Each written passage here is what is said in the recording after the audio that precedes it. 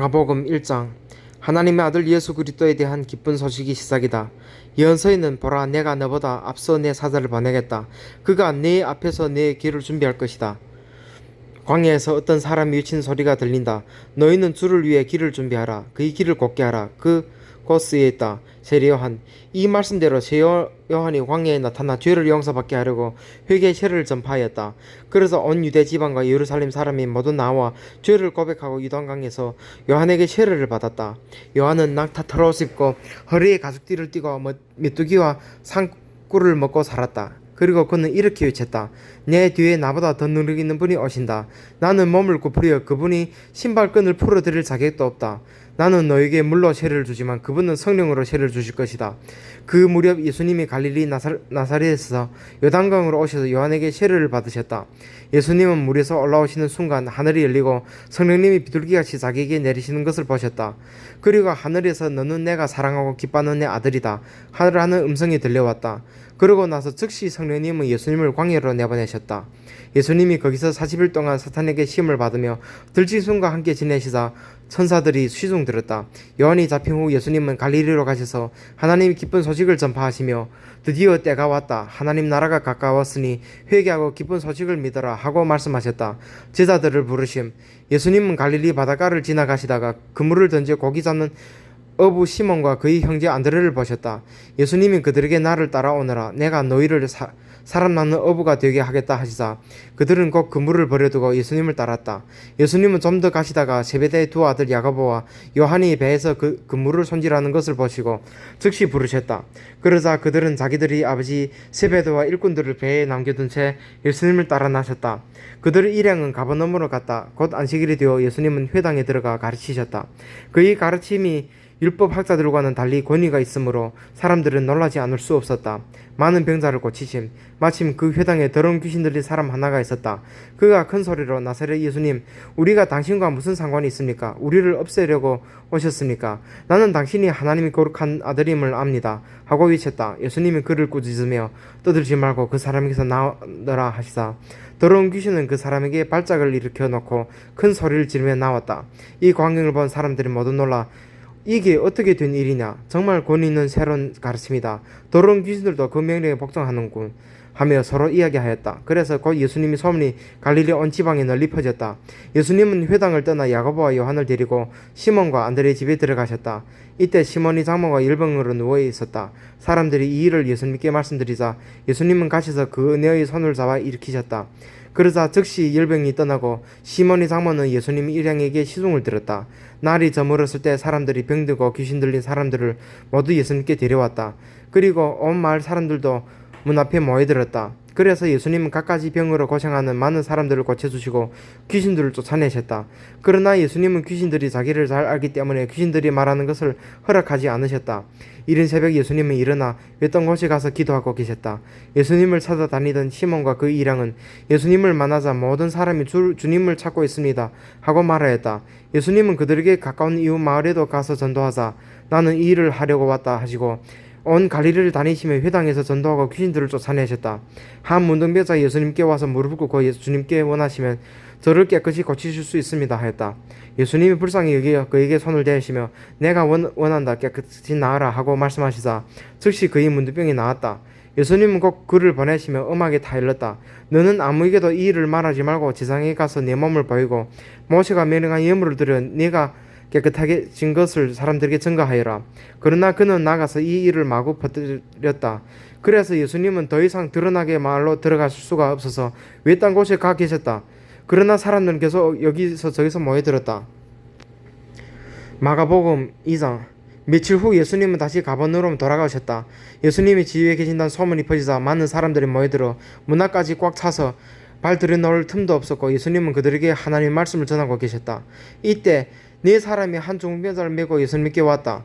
그러나 사람들이 너무 많아 그를 예수님께 데려갈 수가 없어서 그분이 계신 곳이 지붕을 뜯어 병자가 누워있는 들것을 달아내렸다. 예수님은 그들이 믿음을 보시고 중병자가 얘야 네 죄는 용서받았다 하고 말씀하셨다.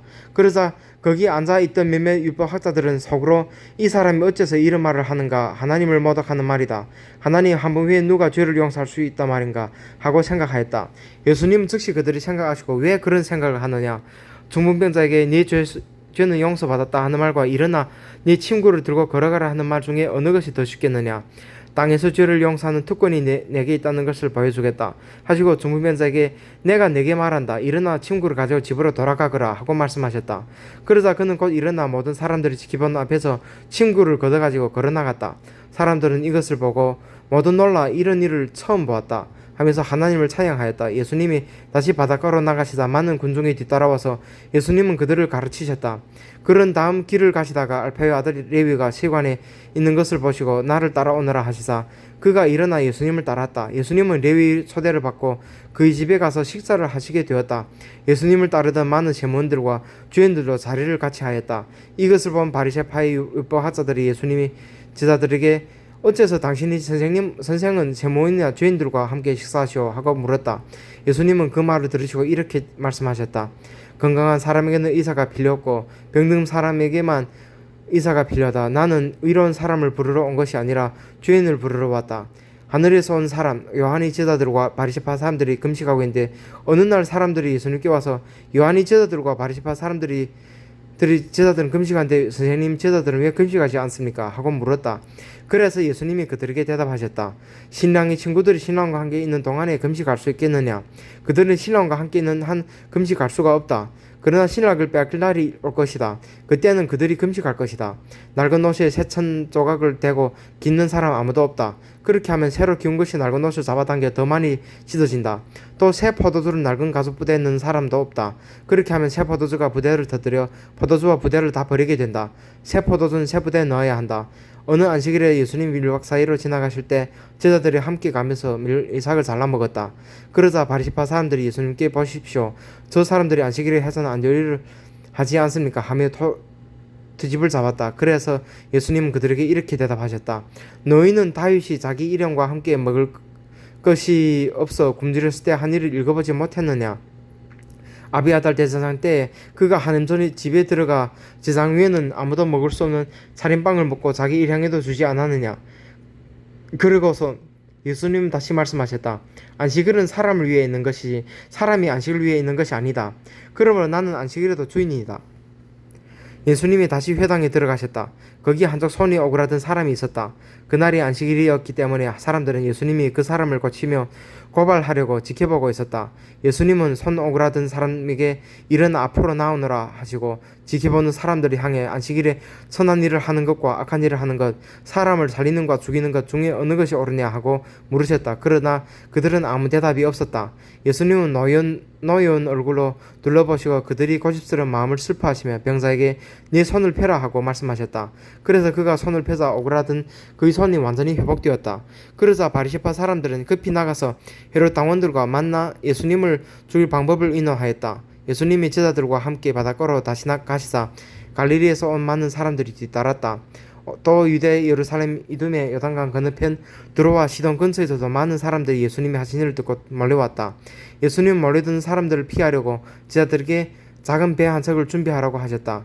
예수님이 많은 사람들을 고쳐주셨으므로 병으로 고생한 사람들이 예수님을 만지려고 마구 밀어 닥쳤다.